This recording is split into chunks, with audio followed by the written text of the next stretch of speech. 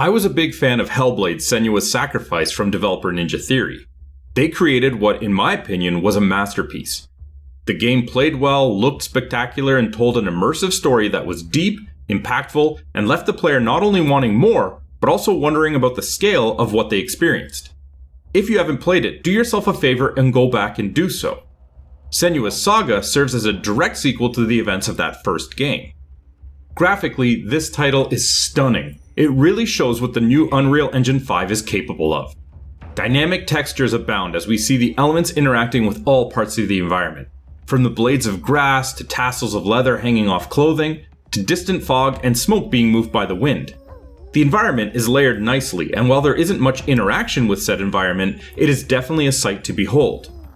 Also, the excellent use of motion capture for every character gives the model's movements and actions a realism seldom seen in games.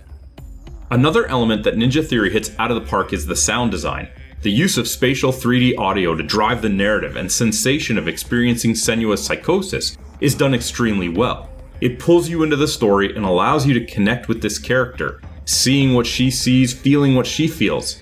That self-doubt, fear, apprehension, the weight of what is going on not only around her, but more importantly, inside of her mind.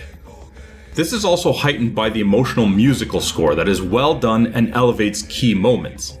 The way the music arcs up with every fire blast seems to really speak to the player and works really well in establishing a mood. Sound effects, vocal cues such as grunting, breathing, and the extremely well done sound mixing of the inner monologue go a long way in helping with the immersion.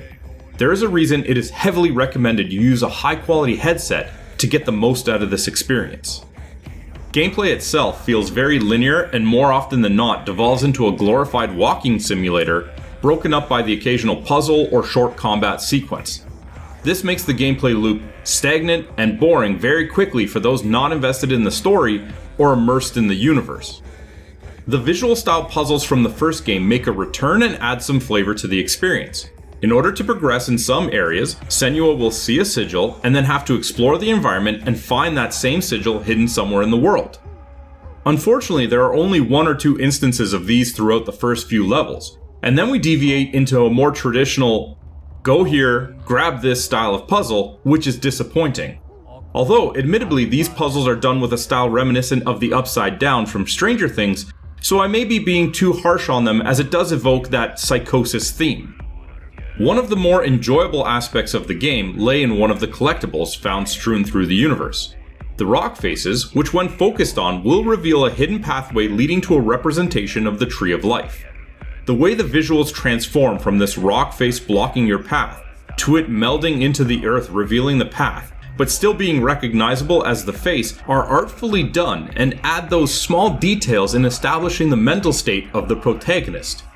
However, these collectibles do little more than add to a lore outside of what is being told within the game and adds nothing to the gameplay loop itself. This is where we get into what the game gets wrong. The combat is an absolute travesty. Part of what the first game did so well with battles was feeling clumsy and helpless while still being mechanically sound, giving the illusion and feeling of Senua not knowing how to fight due to her battling her psychosis. Here, combat just feels downright janky and unintuitive to the point of frustration. Slow, laggy inputs and poor button mapping make combat a chore. When you are able to get ahead of the curve, the game itself takes away all player agency and control as it initiates a scripted combat sequence, making fights feel more like a series of QuickTime events than an actual battle. Add in that fights are always one-on-one, which removes any sense of danger or urgency, just further sucks you out of the experience.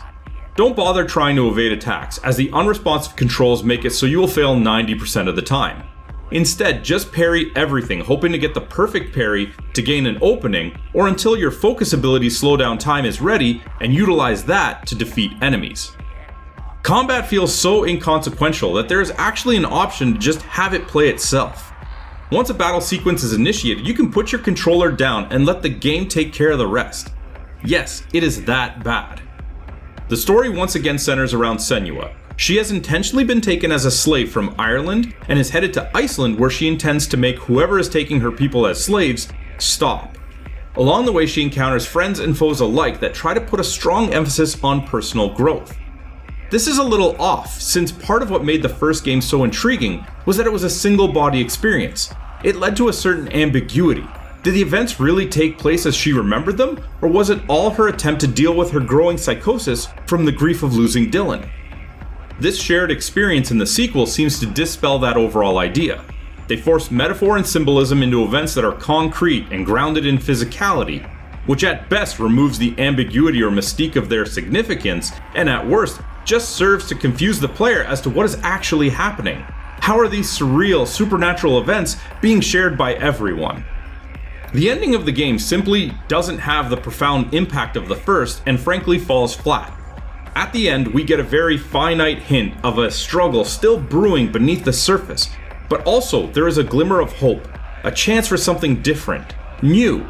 But after the events of the game and the slog of trying to get through it, we simply don't care because none of it has mattered in any significant way. It is the gameplay loop where Hellblade 2 really suffers. How they managed to actually reduce the interactivity from the first game is mind-boggling. The gameplay feels tedious, boring, and is reduced down to just walking for long stretches of exposition between cutscenes and fights that may as well be cutscenes. The game excels from a presentation standpoint with top-of-the-line graphics and industry-leading sound design. Unfortunately, that's just not enough when it feels more like a 6-hour cinematic movie experience than a video game, making it far too unsatisfying to easily recommend. Hellblade 2: Senua's Saga earns a 5 out of 10.